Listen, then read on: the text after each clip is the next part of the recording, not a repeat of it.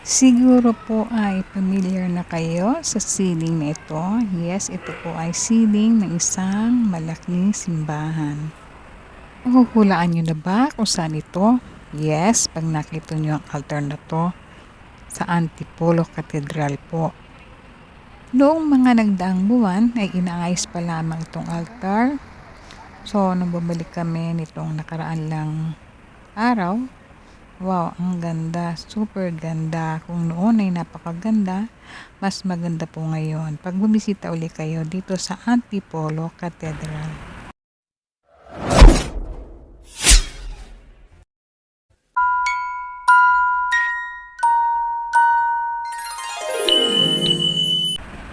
Kung ibig niyo pong makita yung likod ng altar, pwede po kayong umakyat. Ito nga po at kami po ay nakaakyat at kami po ay pinahintulutan na magkuha ng picture bilang souvenir. Kasi dati po ay hindi pwede, bawal po. So sa ngayon po naman ay pwede naman pong mag-picture na.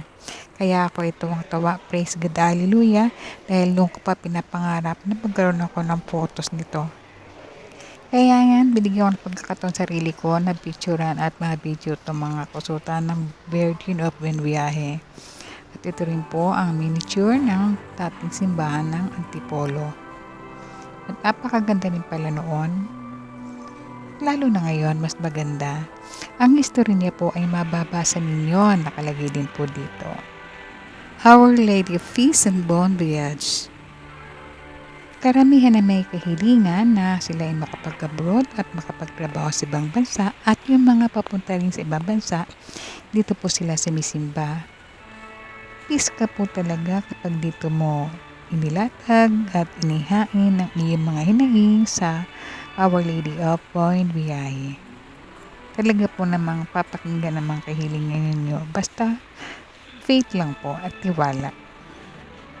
Dito sa Antipolo Cathedral, kinasal ang kapatid ko kasi yung talaga wish niya, sana makakasal ako sa Antipolo. Ayun naman po natupad.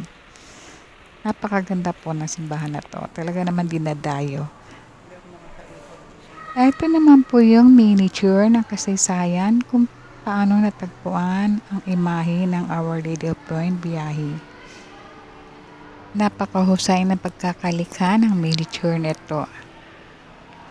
Ayan po, nakasulat dito ang history ng kaganapan noong araw sa Our Lady of Antipolo. At ito naman ay ang Pilipino patron natin, si San Pedro Calungsod. Ayan po, andito rin ang kanyang history, nakasulat dito.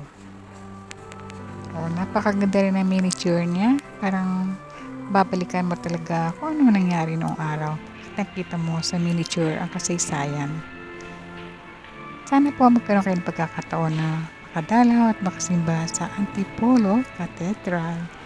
Sinulit ko talaga yung oras na kami ay dito sa likod ng altar at ako'y nagkaroon ng souvenir. Sa wakas natupad din yung wish ko na magkaroon ng mga souvenir shop dito. So kami po ay natapos na at bababa na kami para magsimba dahil wala pa pong mas nung kami dumating. Siguro kapag linggo lang pwede.